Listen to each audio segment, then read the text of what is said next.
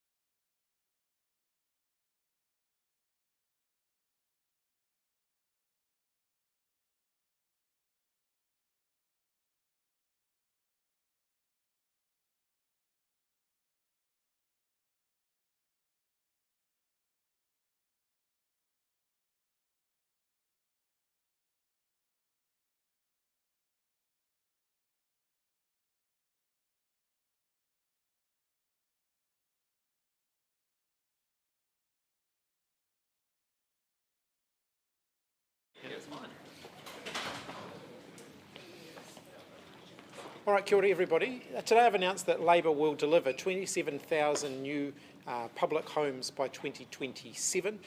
That's continuing the progress that we have already been making. We've delivered about 13,000 of those so far, with there are more in the pipeline, and we've just announced funding for the last segment of that so that we can deliver 27,000 by 2027. That's the sort of progress that we have been making over the last 6 years in government and that we want to see continue. I note that by contrast, under National's housing policy that they have released, public house building would grind to a halt within 2 years of them becoming government. I think that's the sort of contrast that New Zealanders need to weigh up when they make their decision about how to vote, which they'll be able to start doing from around this time next week. How many of these 6,000 new homes will be actually new builds and how many will be refresh?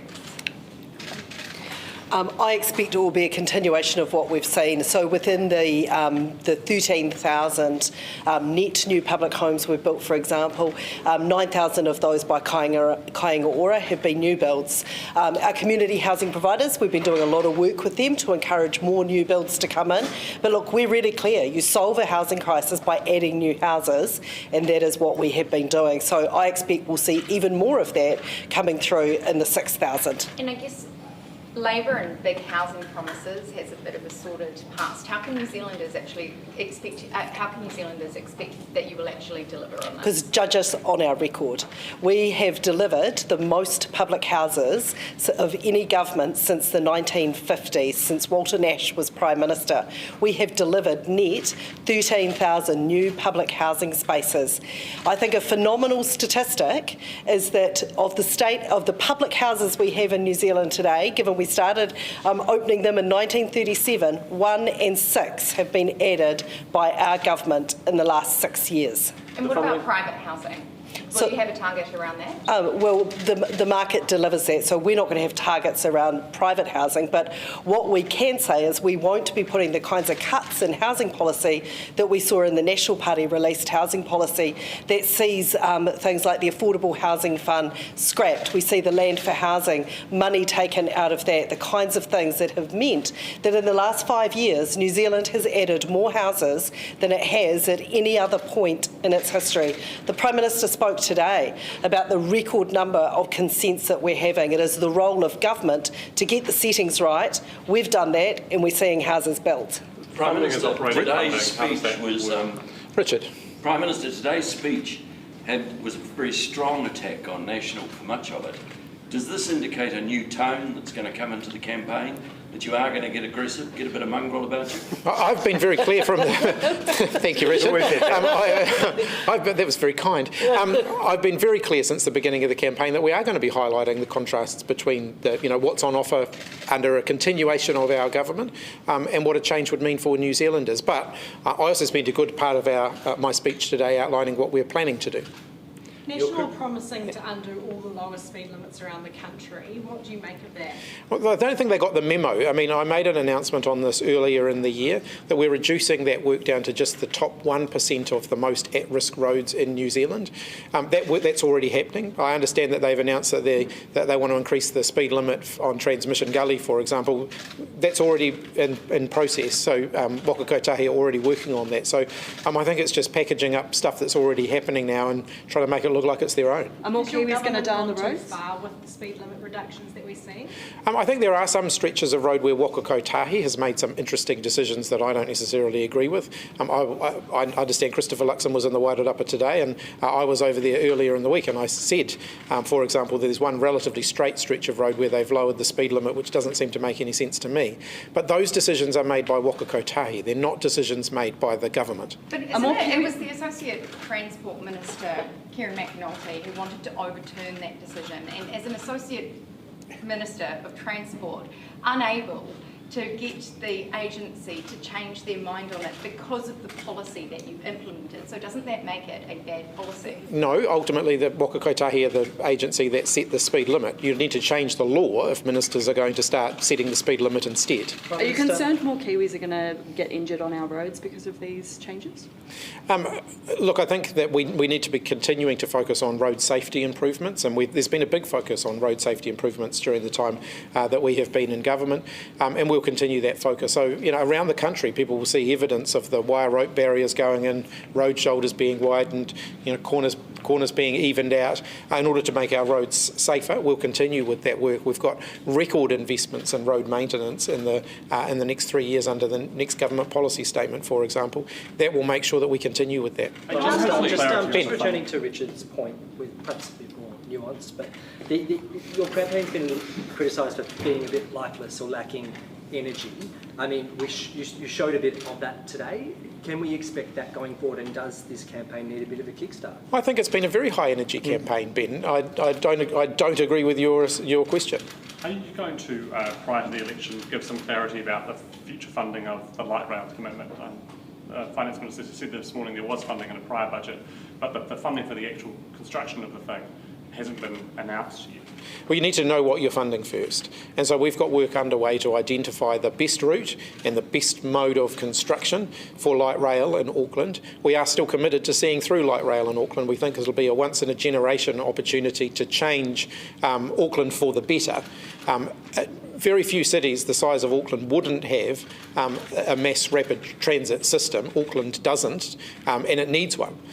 Just coming to your fiscal plan, that means that when you release it, everyone has to look at it and think, right, add on $10 to $15 billion to it to make that all Well, not exactly, Thomas. Firstly, because the Prime Minister's correct that we haven't yet chosen, we haven't still at the business case stage. That funding has been put aside, and then we'll be able to look at what those total costs are. Just let me finish. Just as a lot of large transport projects have been done, there will be the potential for a mix of funding sources.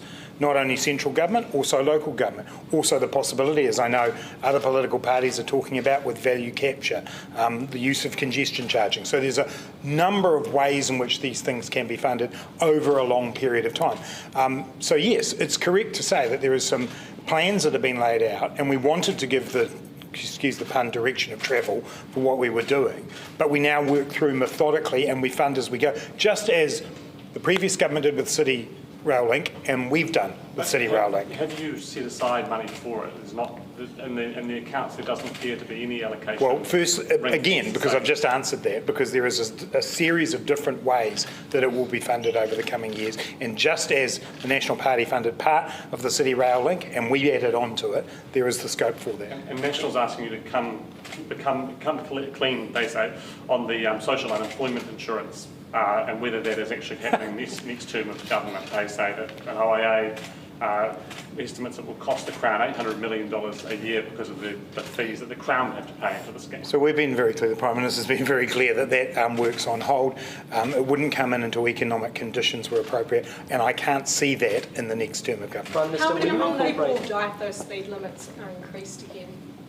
As I indicated at the beginning of the year when we went through all of this, and I indicated that I wanted Waka Kotahi to focus on the 1% of New Zealand's most at-risk roads, I do think there is a case for some of our roads to have their speed limits reviewed. I'm surprised the National Party are saying that no speed limits should ever be reduced anywhere, particularly where roads become more dangerous over time. There is a responsibility on government to make sure that speed limits are reviewed, but I've said that it should be on the 1% of roads that are the highest risk. How many lives have been saved as a result of those speed limit reductions? Well, it's a combination of things. So it's not just around speed limits; it's also around making roads safer. So we've been investing in those extra median barriers and so on, and all of those things are making a difference. If the road toll is still increasing, though, if the road toll is still increasing, then is it actually effective? Well, speed limits are just one of the factors that contribute to the road toll. But they're a big change for Waka Kotahi to make that your government has backed. So do you have any concerns that the public safety would be at risk with these speed limits being increased again? Well, as I've said, we have indicated that we want Waka Kotahi to continue to look at the 1% of New Zealand's most at-risk roads. How big a boost is that 0.9% GDP figure for the Labor campaign? Does it give you a bit of economic heft in your messaging, which you used in your speech today? Well, it shows what we've been saying all along, that we've been managing New Zealand's economy carefully, and actually the New Zealand economy is turning the corner. And despite the doom and gloom being preached by the National Party, actually we've got one of the strongest growing economies in the world. That does provide a light at the end of the tunnel for New Zealanders who have been struggling with the cost of living, because a growing economy with inflation coming back down means that they will have an opportunity to get ahead. Just on China and the Pacific, last night the Solomon Islands Prime Minister heaped praise on China during his speech at the UN and has repeatedly decided not to attend the meeting with Pacific leaders at the White House. As a Blue Pacific leader, this issue with the Solomons in China must surely concern you? Look, I acknowledge that all of the Pacific countries are independent in their own right. They have their own decisions to make around which countries they have relationships with. New Zealand is strongly committed to being an active member in the Pacific Islands Forum, and we think, including the summit that's just being held at the White House, and we think we would encourage all Pacific countries to continue with their engagement through the Pacific Island Forum, but we acknowledge they are independent countries, they make their own decisions. The US ambassador to Canada says Canada directed the blame at the Indian government for the Sikh that was killed because of the Five Eyes intelligence it was given. Were you aware of this, and what side are we effectively on? Yeah, I'm not going to comment on those issues. National security issues, particularly around issues around intelligence sharing, are not something that we routinely comment on publicly. But what side are we on? As I've indicated, those are matters for Canada. If you've got questions about the Canadian position, then they're best directed to the Canadian government. Just on the emissions budgets, should you still be Prime Minister in 2025 when that first budget is up? Would you resign if we don't meet that target? There are options. We've indicated that we're committed to meeting our overall emissions reductions budgets. If there are unders and overs between budgets, there are ways of managing that. And what I've committed to overall is to make sure that we meet our emissions reductions budgets. Does that not set a bad precedent of having to borrow from future budgets at the very first whack of this? It depends on the nature of what's behind that. I'm confident that the steps that we are taking as a government to get our emissions down are actually delivering on track to meet our emissions reductions budgets. Having said that, there is always going to, because much of the data for the budget period comes in after the budget period is over, so there is always a risk that there's going to be some unders and overs, which is why you can roll forward into future budgets and so on. But the overall commitment that we've made as a Labour Party is that we're setting out emissions reductions budgets, and we're aiming to achieve them, and we're on track to achieve them. So some of those big projects like NZ and Fonterra, they're not until the next budget That's correct. period. So would you be pulling those in to make, to fudge the numbers to make it look like... No, but other things are actually overperforming. So if you look at the clean car discount, for example, we're overperforming in terms of the emissions reductions that we're achieving through that. So there are always going to be unders and overs, but the work that we're doing around Giddy, some of those projects have a longer lead time, but they are going to contribute significantly to our emissions reductions. And again, I want to highlight there, the National Party saying that they're going to wind back all of that. Now, I note that they've indicated they'll honour the commitments that we have made to date, but there are indications that they're not going to do anything more in that area. Leaves them with another big hole in their credibility, because Christopher Luxon likes to talk up his credentials as an environmentalist, but actually the only plan that he has got is to increase New Zealand's carbon emissions. He won't stake his job on whether it meets those first. Well, I'm not surprised, because he almost certainly wouldn't. But would you?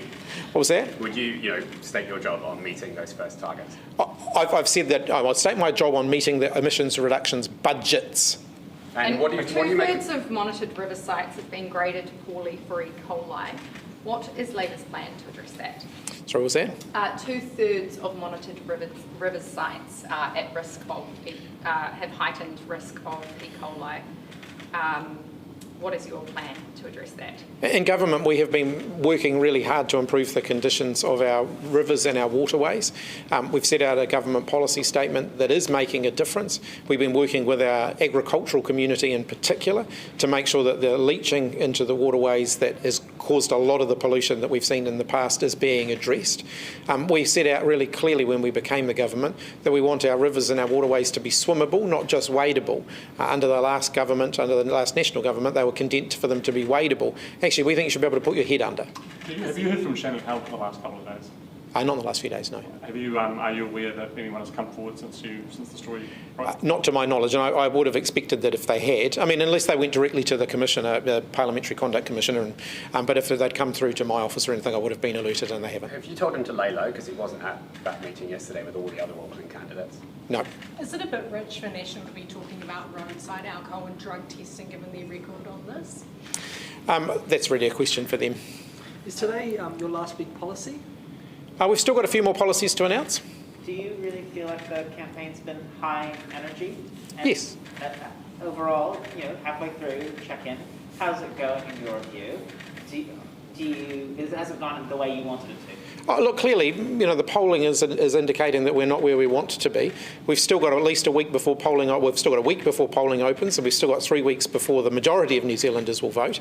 And campaigns are important because campaigns are your opportunity to set out what you want to do, but they're also an opportunity to set out the contrasts, and that's exactly what we'll be doing in the next 3 weeks. And do you think you've been effective at getting those messages across? Look, you always continue to look for ways to do things more creatively in a campaign, and I'm sure we'll do that in the next 3 weeks as well. There's been a lot of people rating themselves out of 10. What's yours, Amelia? How do you rate yourself out of 10? What's your out of 10 in performance so far? People will ultimately judge that when they vote. When you say you need to get creative in your messaging, is that because you don't have the money to splash it on TV? No, not at all. It's just that, in any campaign you want to reach New Zealanders where they are, and paid advertising is only one of the ways that you do that in an election campaign. To set amount in New Zealand too. Yeah, that's right. The Electoral Commission, yeah. Do you have a date set for your fiscal plan? Next week. Do you think Winston Peters would be a handbrake on climate change initiatives? Because he's starting to question the evidence, things like that. Do you think he'd be a handbrake if he was part of the next government on climate policies? Absolutely. He would be a handbrake on progress in almost every area. I just want to go back to these speed limits. Last couple of questions and I then... just want to go back to the speed reductions from National. Are the polls a reason why you're not willing to speak more strongly about whether people could be put at harm when speeds are increased yet? No, I'm just defending the policy that we announced at the beginning of the year, which the National Party now seems to be adopting. Bring a lot of waka kotahi rather than having any concerns about people driving on our roads. We want to make our roads safer. We've set out a plan to do that, the investments that we're making in road safety, and yes, the review of speed limits for the 1% of our most dangerous roads, we believe is the right approach. Last night you said everyone loves a second half comeback. Are you hoping yours goes better than the first? Absolutely. Just a slightly technical question, Grant. They've all switched their cameras off. 10-year bonds hit new highs on Friday. Why was that? Well, you'll have to ask the bond markets that. Obviously, we saw some economic data last week, which I think would be positive about New Zealand's future. But the bond markets do occasionally move, not because of New Zealand, but because of what's happening in other jurisdictions. And you probably want to have a look at what's happening in the US market. Was it possibly a fear on their part that National might get into government and not be able to make those sums add up? Well, national sums don't add up, and everybody should be fearful of that. Whether bond traders are doing that or not, I couldn't say. All right. Thanks, everyone. When do you say next week? Next week. Next week. What's your next 7 days? Next Saturday?